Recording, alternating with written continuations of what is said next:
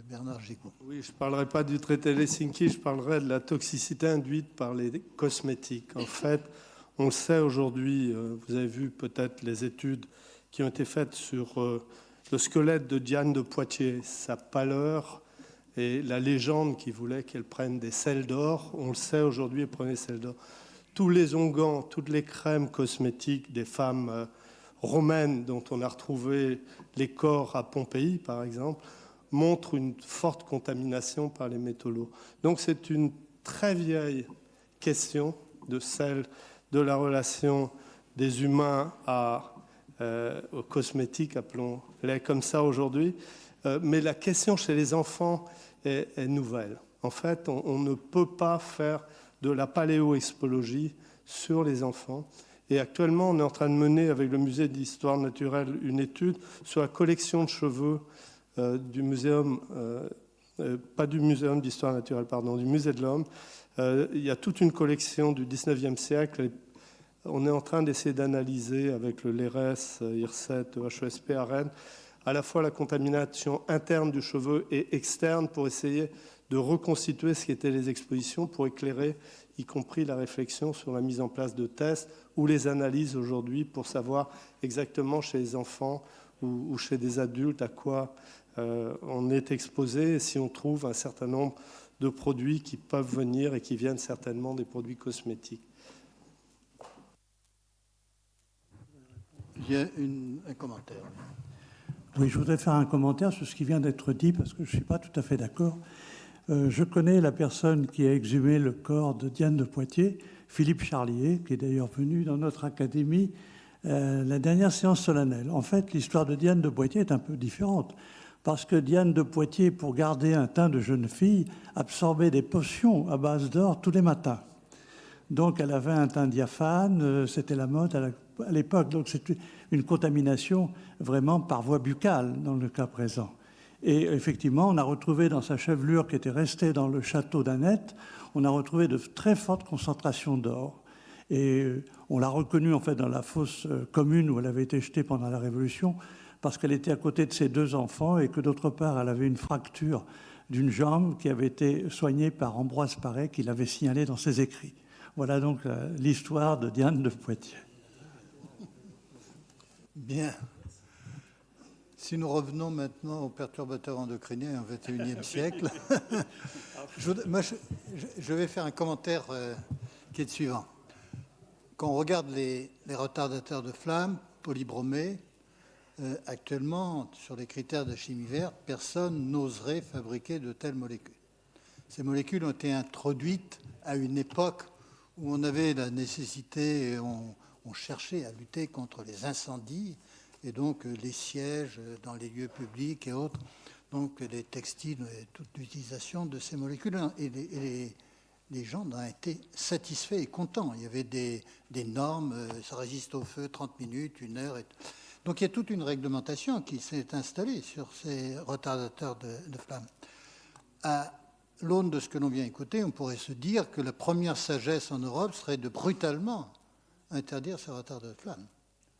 Donc on aurait d'un côté une législation en disant mais il faut faire tout ce qu'il faut pour retarder, pour éviter des incendies dans les lieux publics avec des matières hautement inflammables. Et de l'autre côté, on a une législation qui est en train de se mettre en place en disant donc on a un conflit.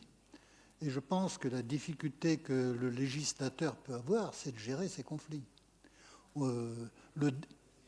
La dioxine des DDT, c'est de l'histoire ancienne parce qu'on sait qu'actuellement, l'utilisation du DDT est extrêmement limitée pour l'imprégnation des murs, des cases en Afrique parce qu'effectivement, il y a des endroits où on avait besoin encore de garder cet insecticide qui a été très utile à partir de 1945-1946 avec chloroquine pour faire chuter le nombre de personnes touchées par le paludisme.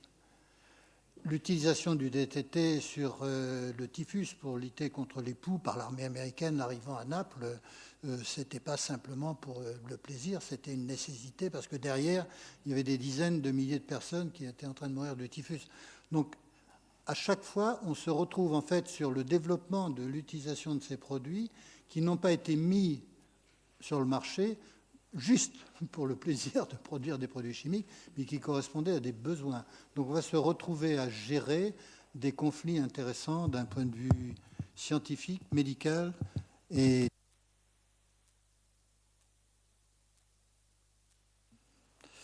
Madame Parent-Massin. Oui, merci, Monsieur le Président. Moi, je voudrais revenir sur le terme perturbateur, comme tout à l'heure, ça a été évoqué ce matin. Nous ne sommes pas beaucoup de femmes ici, mais toute jeune accouchée se voit conseillée par sa mère et belle-mère de boire de la bière pour être une bonne nourrice et avoir du lait. C'est le bon sens populaire. Eh bien, je sais, en travaillant sur la question un jour, j'ai découvert que les extraits de houblon possèdent une molécule qui a un effet œstrogénique très fort. Je crois que c'est un log de 10 en dessous de l'œstradiol qui stimule la lactation. Donc perturbateur, effet toxique, effet nocif, effet désirable, indésirable. Et puis je voudrais quand même rappeler qu'il y a une théorie qui dit que la fin de l'Empire étrusque, excusez-moi de remonter si loin, est due à la présence de zéralénone, perturbateur endocrinien naturel, synthétisé par des moisissures toxiques, et que la fin de l'Empire étrusque vient de l'intoxication des Étrusques par de la zéralénone. Si. Jean-Pierre Kahn a demandé la parole. L'avis des mathématiques. Bonjour, je suis mathématicien et parfaitement incompétent. Mais je vois que le thème de la journée, c'était les perturbateurs endocriniens. Et à entendre les communications et à lire les résumés, je vois que l'orientation, c'est comment se préserver des perturbateurs endocriniens. Et ma question, c'est, est-ce qu'il y a des études menées pour renforcer les défenses de l'organisme à l'égard des perturbateurs endocriniens? Qui souhaite répondre à cette question? Oui. Monsieur Slama. Non, c'est M. Barouki. Non, mais il n'y a pas de différence pour l'organisme entre un perturbateur endocrinien et une autre molécule chimique exogène. Donc il y a un système de défense que Daniel Mansuy, je ne sais pas s'il est encore là, a énormément étudié, beaucoup contribué, qui est vis-à-vis de ce qu'on appelle les xénobiotiques, donc des molécules étrangères à notre organisme, qui est constitué de toute une série d'enzymes et de transporteurs, et capable de transformer ces molécules chimiques pour les éliminer. Il y a une exception à ça, tiens, tu es là aussi, il y a une exception à ça, c'est certaines molécules, notamment les bromés, les chlorés, etc., qui résistent à ce métabolisme et de ce fait sont persistants. Donc on les conserve dans notre organisme pendant des années, voire des dizaines d'années. Donc renforcer, je ne pense pas que ce soit quelque chose qui soit si évident parce que ce n'est pas vis-à-vis des perturbateurs endocriniens, on n'a pas un système qui les cible particulièrement. Donc je pense que là, c'est un tout petit peu délicat de pouvoir se lancer dans ce genre d'initiative, il me semble. Y a-t-il d'autres commentaires? Pardon, oui, je vous en prie. Patrick Fénichet.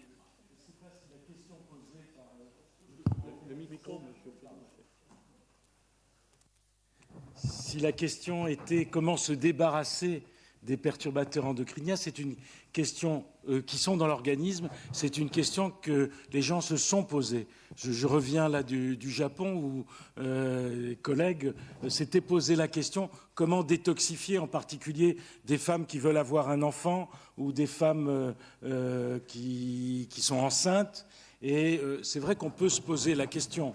Alors, il y a un certain nombre je donnerai un certain nombre de situations.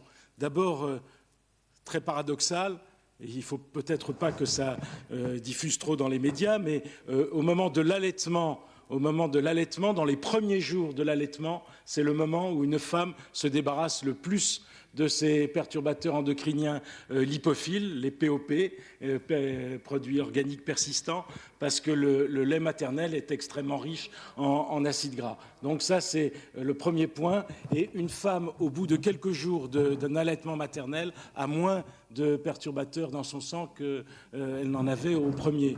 Bon. Alors ça, c'est la première situation. La deuxième situation, je pense à un travail qu'a fait Robert Barouki.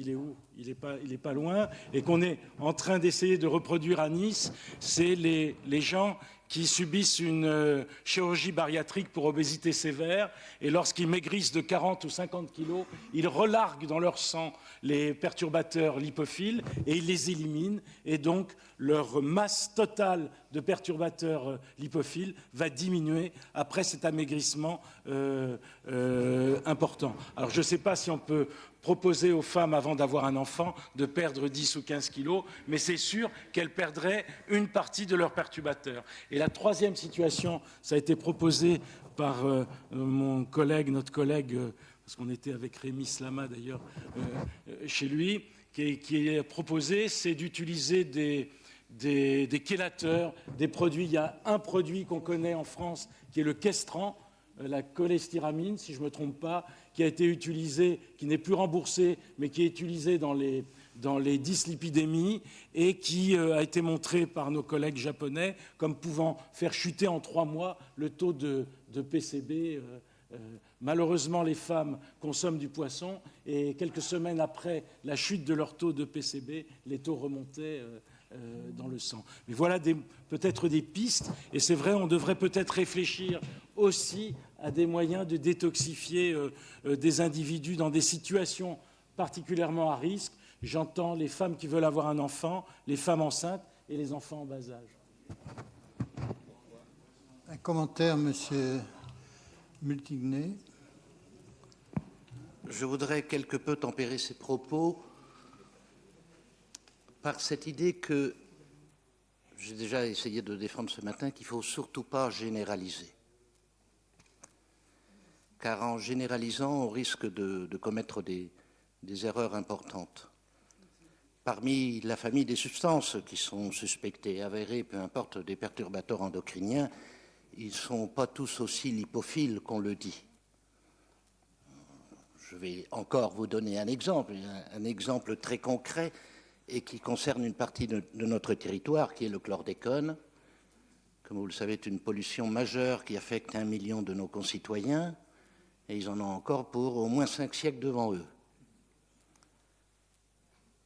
Il s'avère que ce n'est pas dans les graisses périphériques ou dans les graisses qu'on va le trouver, c'est dans le foie. Et je voudrais répondre à une question ou plutôt à une interpellation qu'il y a eu ce matin, qui me semble extrêmement importante, que la prise en considération des transporteurs.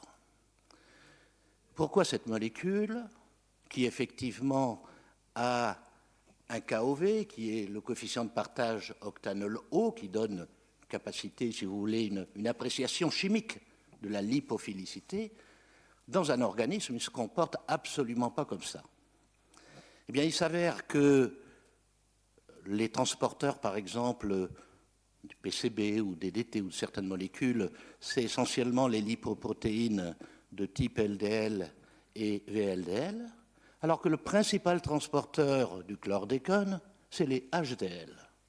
Or, les premiers sont des transporteurs centrifuges du cholestérol, le deuxième, centripète. Et du coup, on se trouve que l'organe principal d'accumulation, c'est le foie. On ne va pas proposer une hépatectomie aux femmes enceintes. Et lutter contre des variations de poids n'est dans ce cas-là absolument pas pertinent. Et j'insisterai par rapport à l'allaitement. Effectivement, il y a un certain nombre de polluants qui sont éliminés de façon importante par le lait, en particulier par le colostrum. Le chlordécone, perturbateur endocrinien emblématique, c'est le contre-exemple, qui est lié justement à ces transporteurs et qui fait que c'est un polluant qui est très peu éliminé par le lait. Et dernier considérant, pour en revenir à des polluants plus classiques, comme le DDT, il y a eu quand même des travaux qui se sont penchés sur le rapport bénéfice-risque de l'apport de ces contaminants par le lait vis-à-vis du bénéfice. Et je crois que là, des institutions internationales comme l'OMS et à travers de nombreuses d'études ont clairement tranché.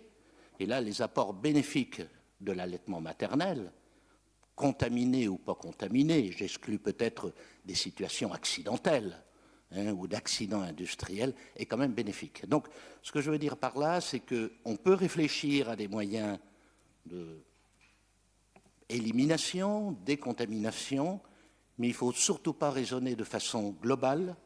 Il faut vraiment qu'on ait une réflexion de cas par cas, parce que la biologie est un peu plus complexe que ce qu'on pourrait y penser. Oui. Les messages simplificateurs peuvent être dangereux. Voilà. Y a-t-il une autre question, commentaire? Sinon, oui, s'il vous plaît, monsieur. Approchez-vous d'un micro ou essayez de récupérer un micro baladeur. Voilà, merci. Oui, j'aimerais savoir comment est-ce qu'on peut évaluer l'influence des molécules d'origine synthétique par rapport à un certain nombre de molécules naturelles. Plusieurs ont été évoquées. Vous parliez du resveratrol, par exemple, tout à l'heure. Mais d'autres, comme la caféine, ont été aussi évoquées dans la littérature. Donc comment est-ce qu'on peut sous-peser le poids des molécules d'origine synthétique par rapport à l'influence des molécules plus naturelles? Oui, vous touchez là une question absolument fondamentale et qui est très d'actualité, puisque on assiste à une véritable révolution conceptuelle et une révolution technologique actuellement sur ce qu'on appelle l'exposome chimique. À savoir que, analogiquement à ce qui s'est passé pour la biologie moléculaire, un travail d'artisan qui permettait de séquencer un gène, qui permettait de traduire un ARN, qui permettait d'établir la relation gène par gène ou mutation et maladie, et le basculement dans ce qui a été le séquençage à haut débit, l'offre actuellement technologique qui émerge met à la disposition des chercheurs des machines qui permettent de faire une recherche non ciblée, contrairement par exemple à celle qui a été faite sur les PCB, le chlordécone, etc. Autrement dit, avec des échantillons de matrices biologiques plus petits, des sensibilités d'appareils beaucoup plus petites, on arrive à qualifier des centaines de produits chimiques dans les matrices biologiques et on arrive aujourd'hui à doser les molécules qui sont au-dessus des seuils limites, autrement dit à reconstituer la vraie vie, à reconstituer quel est notre exposome chimique. Et ça, c'est en ce moment que c'est en train de se produire et je pense que ça va éclairer la totalité du champ et répondre à la question qui nous est posée sur ce point-là.